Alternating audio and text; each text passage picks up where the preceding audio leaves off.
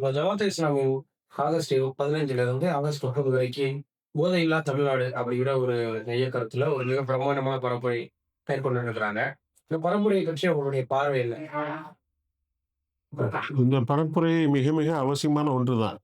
இப்ப என்ன ஏன்னு பார்த்தோம்னா, நீங்க இப்ப பார்த்தீங்கன்னு சொன்னா, சிறுவர்கள் தரவே என்ன சொல்லுது இந்த டேட்டா என்ன சொல்லுதுன்னு சொல்லி பார்த்தீங்கன்னு சொன்னா, 16லிருந்து 25 வயசுலயே குடிக்க ஆரம்பிச்சுடுறாங்க.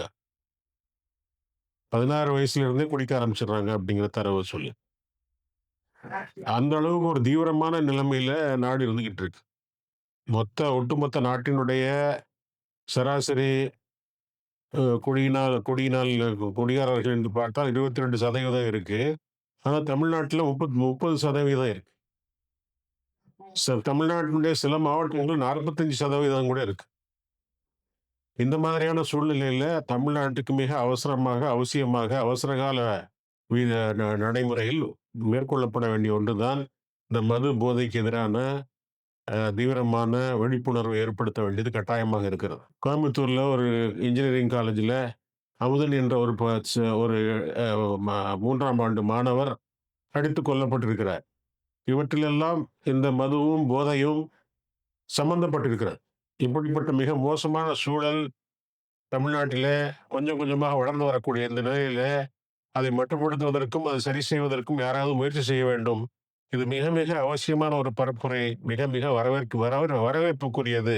அதை கட்டாயம் செய்தே தீர வேண்டும் என்று நினைக்கின்றேன். இப்போ பொதுவா இன்னைக்கு இளைஞர்கள் தான் இதுக்கு அடிமையாயிட்டு இருக்காங்க. ஸோ, அப்ப இந்த இளைஞர்களுக்கு இந்த மது போதையால, இல்ல போதை பழக்கங்களால ஏற்படக்கூடிய முக்கியமான பிரச்சனைகள் எது? அவங்க பெரும்பாலும் இளைஞர்கள் படிக்கக்கூடியவங்களா இருப்பாங்க. படிப்பு கெட்டு போயிடும். 2வது அவங்க மற்ற இளைஞர்கள் வேலை செஞ்சுக்கிட்டு இருப்பாங்க. ஐடி கலாச்சாரம், கார்ப்பரேட் கலாச்சாரம் இப்ப அப்படித்தான் மாறிட்டு வருது. அவங்களே அ மாசம் மாசம் ஒரு அவுட்டிங் அரேஞ்ச் பண்றாங்க. கொண்டு போறாங்க. சில ரிசார்ட்ஸுக்கு கூட்டு போறாங்க. ரிசார்ட்ஸ்ல வச்சு அங்கே மது தாராளமாக வழங்கப்படுகின்றது. போதை வஸ்துக்கள் புழங்குகின்றது. அங்கே அனைத்து விதமான ஒழுக்கமற்ற செயல்களும் அங்கே நடக்கின்றது. இவையெல்லாம் இளைஞர்களை பாதித்துக் கொண்டு தான் இருக்கிறோம். அவர்களுக்கு ஒழுக்க மாண்புகளோ, எம்பத்தி என்று சொல்லக்கூடிய பச்சாதாப உணர்வோ இல்லாமல் மழுங்கி போய்க் கொண்டிருக்கிறது. அறிவு மழுங்குகிறது. நல்ல உணர்வுகள், ஒழுக்க உணர்வுகள், மாண்பார்ந்த உணர்வுகள் எல்லாம் மங்கி போகின்றன. மக்கள் எதை வேண்டுமானாலும் செய்யலாம். ஒரு மது மது குடிப்பதற்கோ அல்லது போதை வஸ்து வாங்குவதற்கோ அம்மா பணம் தரவில்லை என்று கொல்லப்படுகின்ற அம்மாக்கள் இன்னைக்கு செய்திகள்ல பார்க்கிறோம். கொல்லப்படுகின்ற அப்பாக்களை பார்க்கின்றோம். இப்படியெல்லாம் நடந்து கொண்டிருக்கிறது. இளைஞர்கள் வன்முறையிலே செல்வதற்கும், ஒழுக்கமற்ற எல்லா விதமான செயல்பாடுகளில் ஈடுபடுவதற்கும் இந்த மதுவும், போதையும் காரணமாக அமைந்திருக்கிறது.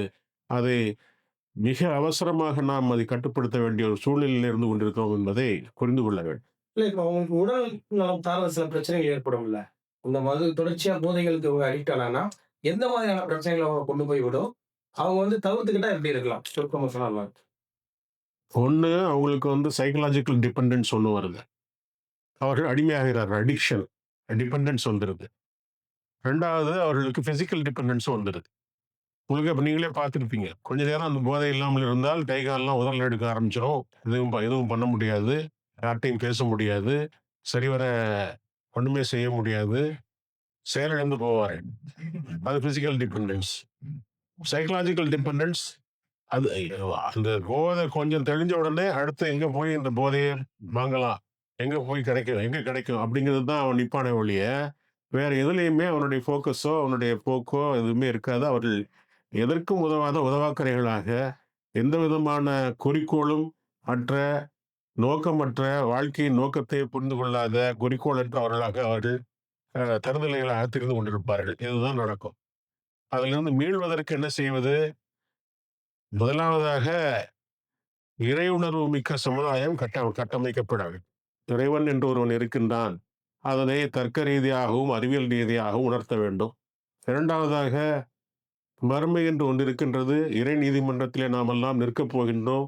அங்கே நின்று நாம் இந்த உலகத்தில் நாம் செய்யக்கூடிய ஒவ்வொரு செயலுக்கும் பதிலளிக்க வேண்டியவர்களாக இருக்கின்றோம். நற்செயல் செய்தால் பரிசுகளும் வெகுமதிகளும் கிடைக்கும். சுவனம் செல்வோம். தீய செயல்கள் செய்தால், பாவங்கள் செய்தால் தண்டனை கிடைக்கும், நாம் நரகத்திற்கு செல்வோம் என்ற உணர்வு பதிய வைக்கப்பட வேண்டும். இதுதான் அடிப்படையாக தேவை. சட்டம் மாத்திரம் போட்டு அதை எதையுமே ஒழிக்க முடியாது. சட்டங்கள் மாத்திரம் போட்டு செய்ய முடியாது. அப்பனா கள்ளச்சந்தை வரும். கள்ளச்சாராயம் காய்ச்சுவான். திருட்டுத்தனமா விப்பான். இப்போ ஓப்பனா விக்கிறத திருட்டுத்தனமா விப்பான். அவ்வளவுதான். சட்டங்கள் மாத்திரமே இதை செய்ய முடியாது. அடிப்படையிலே இந்த தார்மீக ஒழுக்க உணர்வுகள் மக்கள் மத்தியிலே வேரூன்ற வேண்டும். அதற்கு அடிப்படையாக தேவை இந்த தெளிவான உணர்வு, இறை உணர்வும், மறுமை உணர்வும் தான் தேவை என்பதை புரிந்து கொள்ள வேண்டும். இப்ப நீங்க ஒரு மருத்துவரா இன்னைக்கு இந்த பழக்கத்துக்கு ஒருத்தவங்க அடிமையாயிட்டாங்க.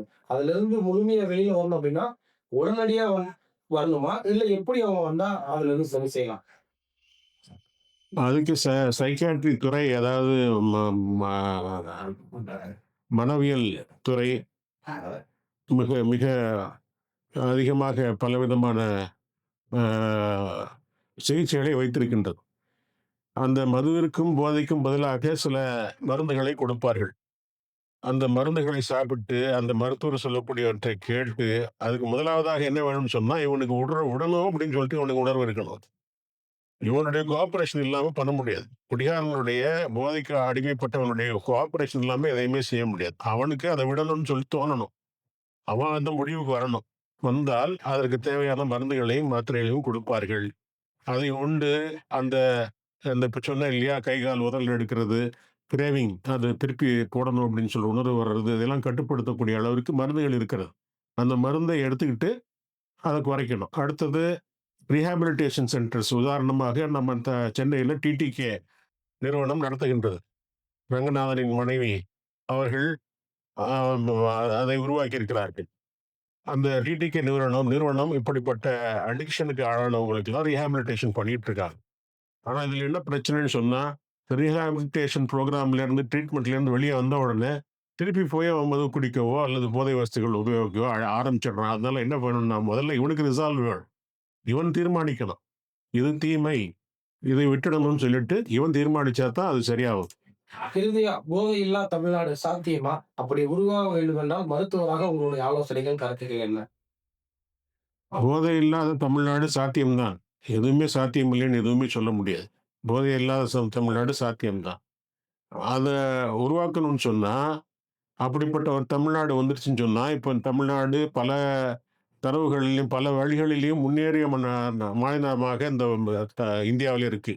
இந்தியாவில இப்போ முன்னேறிய மாநிலங்களில் ஒன்றாக முதல் முதல் 1, 2 இடங்களிலே தமிழ்நாடு இருந்து கொண்டிருக்கிறது. இன்னும் மேலும் அ பல முன்னேறிய நாடுகளுக்கு ஒத்த அளவிற்கு தமிழ்நாடு முன்னேற்றம் அடைவதற்கு வாய்ப்பு இருக்கிறது.